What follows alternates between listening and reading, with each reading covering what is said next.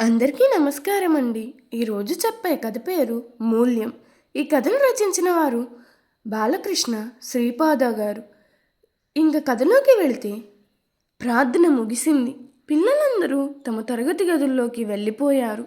4వ తరగతిలోకి రామకృష్ణ మాస్టర్ వెళ్ళగానే కోలాహలంగా ఉన్న తరగతి కాస్త నిశ్శబ్దమైపోయింది. ఒక్కసారి చివురునవ్వుతో తరగతి అంతా కలయ చూసి పిల్లల దగ్గర హాజరు తీసుకున్నారు. ఆ తరువాత ఆ రోజు చెప్పాల్సిన పాఠం చెప్పడం మొదలుపెట్టారు. పిల్లలంతా శ్రద్ధగా వింటున్నారు. ఇంతలో గుమ్మం దగ్గర శబ్దం కావడంతో అందరూ తల తిప్పి చూశారు. ఎదురుగా నిలబడి ఉన్న భవ్య మై కమిన్ సార్ అని అడిగింది.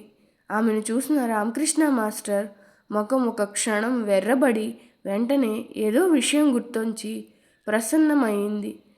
ఎస్ కమెన్ అన్నారు. లోపలికి వచ్చిన భవ్యతో ఏమ్మా ఇంత లేట్ అయ్యింది అని అడిగారు.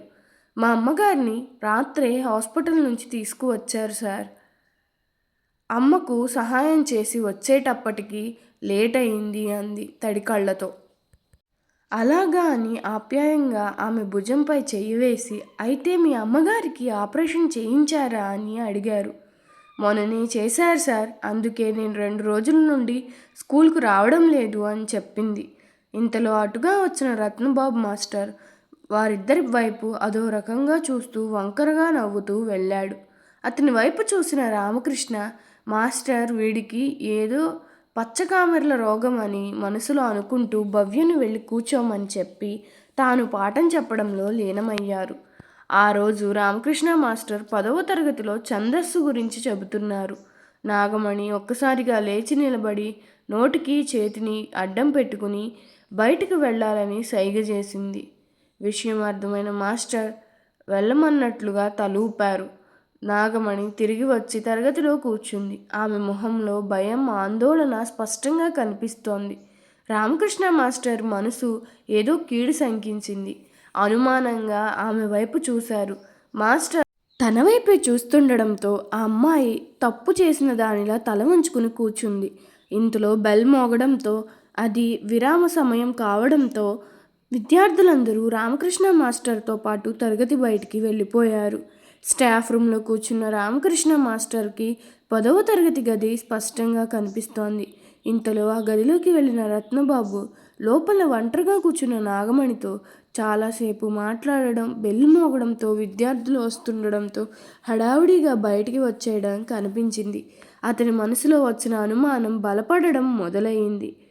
చేతులారా తన జీవితాన్ని నాశనం చేసుకుంటున్న ఆ విద్యార్థిని తలుచుకుని బాధగా నిట్టూర్చారు. ఆ రోజు సాయంత్రం తనకెదురైన నాగమణి ముఖం చూసి ఆయనకు చాలా ఆశ్చర్యం కలిగింది. ఉదయం ఆమె ముఖంలో కనిపించిన భయం, ఆందోళన, అపరాధ భావం ఇప్పుడు మచ్చుకైనా కనిపించడం లేదు. పైగా చాలా సంతోషంగా ఉంది. విరామ సమయంలో ఆమెకి రత్నబాబు ఏమి చెప్పి ఉంటాడా అని ఆలోచిస్తూ తన తరగతిలోకి వెళ్ళారు. ఆ రోజు రాత్రి భోజనం చేసి మేడపైకి ఎక్కి చంద్రుణ్ణి చూస్తూ పడుకున్న రామకృష్ణ మాస్టర్కి నిద్ర పట్టడం లేదు. నానాటికి మనుషుల్లో తగ్గిపోతున్న నైతిక విలువలను తలుచుకొని అతని మనసు వికలమైపోతోంది. అప్రయత్నంగా గతంలో జరిగిన ఒక సంఘటన అతని కళ్ళ ముందు మెదిలింది. ఒకరోజు అప్పట్లాగే స్కూల్ బస్సు వెళ్ళి పెట్రోల్ బంకులో ఆగింది. డ్రైవర్ రమణ హారన్ కొట్టగానే పెట్రోల్ బంకులో నుంచి ఒక కుర్రాడు పరిగెత్తుకు వచ్చి ఆయిల్ కొట్టడం ప్రారంభించాడు. ప్రతిరోజు ఆ కుర్రాడే వచ్చి ఆయిల్ ఎందుకు కొడుతున్నాడో రామకృష్ణ మాస్టర్కి అర్థం కాలేదు. అప్రయత్నంగా అతని దృష్టి బస్సును ఉన్న సైడ్ మిర్రర్ మీద పడింది.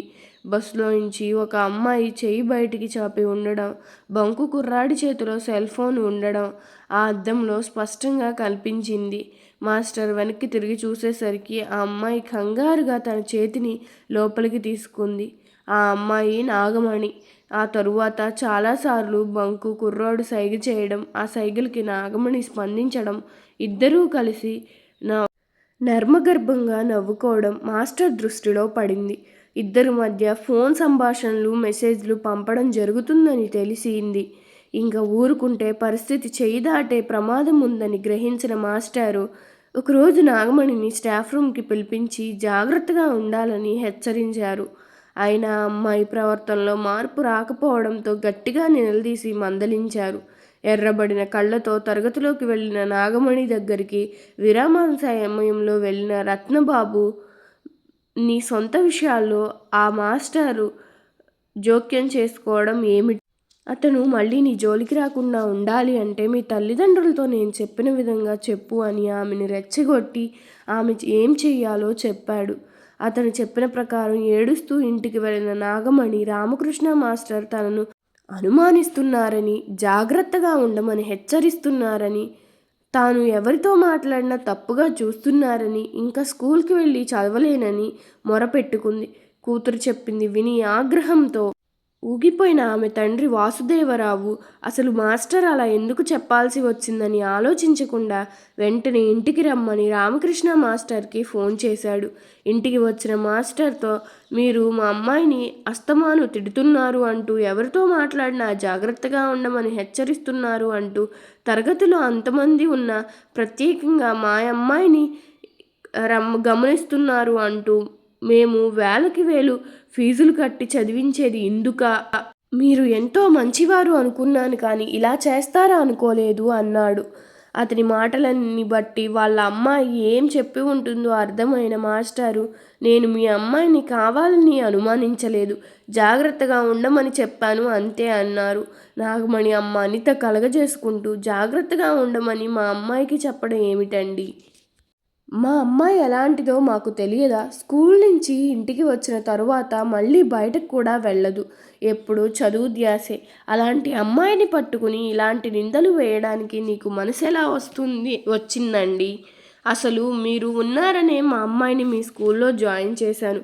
మీరు చాలా బాగా పాఠాలు చెప్తున్నారని మా పిల్లలు ఎన్నోసార్లు చెప్పారు. అలాంటిది మీరు ఇలా చేస్తారని అనుకోలేదు అంది ఏడుస్తూ. నువ్వు ఊరుకో అని భార్యని గదమాయించిన వాసుదేవరావు, మాస్టర్ మీరు అంటే మాకు ఇంకా గౌరవం ఉంది. అదే మీ స్థానంలో ఎవరైనా ఉంటే ఈ పాటికి చెంప పగిలిపోయి ఉండేది. మీ కులాన్ని బట్టి మేము ఆ పని చేయలేకపోతున్నాం. ఇకనైనా జాగ్రత్తగా ఉండండి. ఇంకోసారి ఇలా జరిగితే మాత్రం ఊరుకునేది జరగదు అని హెచ్చరించాడు. ఉబికి వస్తున్న కోపాన్ని, దుఃఖాన్ని బిగువున అదిమిపెట్టుకున్న రామకృష్ణ మాస్టర్ ఎర్రపడ్డ కళ్ళతో, చూడండి, నేను ఏం చెప్పినా అది పిల్లల మంచి కోసమే. ఒకవేళ నా వల్ల మీరు బాధపడి ఉంటే నన్ను క్షమించండి. మీ అమ్మాయిని మాత్రం స్కూల్ మానిపించకండి. 2 నెలల్లో 10వ తరగతి పరీక్షలు జరగనున్నాయి. ఇకపై నా వల్ల మీకు ఎటువంటి ఇబ్బంది రాదని అవమాన భారంతో అక్కడి నుంచి వెళ్ళిపోయారు. ఏంటండి, ఇంకా నిద్రపోలేదా అంటూ మేడపైకి వస్తున్న భార్య రాధ పిలుపు విని ఈ లోకంలోకి వచ్చిన మాస్టర్ చెమర్చిన కళ్ళను తుడుచుకున్నారు. అది గమనించిన భార్య, ఇంకా మీరు ఆ నాగమణి గురించే ఆలోచిస్తున్నారా అని అడిగింది. అది కాదు రాధా, ఆ అమ్మాయి చాలా బాగా చదువుతుంది. ఎప్పుడు మాటలు విని తన జీవితాన్ని చేతులారా నాశనం చేసుకుంటోంది. దీనివల్ల అమ్మాయి చదువు కూడా దెబ్బతింటుంది. పైగా నేను అమ్మాయి మంచి కోరితే నేను అవమానాల పాలయ్యాను. పుణ్యానికి పోతే పాపం ఎదురయ్యింది అన్నారు ఆవేదనగా. సర్లే అండి, తప్పు చేసిన వాళ్ళు ఎప్పటికైనా శిక్ష అనుభవించక తప్పదు. పైన దేవుడున్నాడు, అంతే, ఆయనే చూసుకుంటాడు. మీరు అనవసరంగా బాధపడకుండా నిద్రపోండి. ఇప్పటికే చాలా సమయం అయింది అంది. నిద్రకు ఉపక్రమిస్తున్న రామకృష్ణ మాస్టర్ 10వ తరగతికి వెళ్ళారు. ఆ రోజు నాగమణి రాలేదు. ఆ రోజే కాదు, ఆ తరువాత వారం రోజుల వరకు ఆ అమ్మాయి కనిపించలేదు. రామకృష్ణ స్కూల్ బస్ దిగి ఇంటికి వెళ్తున్నారు. దారిలో నాగమణి తండ్రి వాసుదేవరావు ఎదురయ్యాడు. మాస్టర్ ముఖం వైపు చూడలేక తలక్రిందులుగా దించుకున్నాడు. అతని ముఖంలో పశ్చాత్తాపం స్పష్టంగా కనిపిస్తుంది. మాస్టర్ దగ్గరికి వచ్చి, నన్ను క్షమించండి మాస్టర్, ఆ రోజు నేను మీతో తప్పుగా మాట్లాడాను, అందుకే ఇప్పుడు ఫలితం అనుభవిస్తున్నాను అని అక్కడ ఉండలేక వేగంగా వెళ్ళిపోయాడు. రామకృష్ణ మాస్టర్కి అతని మాటలు అర్థమయ్యింది. ఒకవైపు అతను నిజం తెలుసుకున్నందుకు కొద్దిగా ఆనందం, మరోవైపు ఒక విద్యార్థి జీవితం నాశనమైనందుకు ఎక్కువ భారమైన మనసుతో ఇంటికి వెళ్ళారు. మంచి ఉపాధ్యాయుని అవమానించడంతో పాటు వయసు చేసే తొందరపాటు వల్ల చేసిన తప్పుతో ఒక విద్యార్థి తన జీవితాన్ని మూల్యంగా చెల్లించుకుంది. ఈ కథ మీకు నచ్చినట్లయితే నా ఛానల్ను సబ్స్క్రైబ్ చేసుకోండి. అలాగే మీ విలువైన అభిప్రాయాన్ని కామెంట్ రూపంలో తెలపండి. ధన్యవాదములు.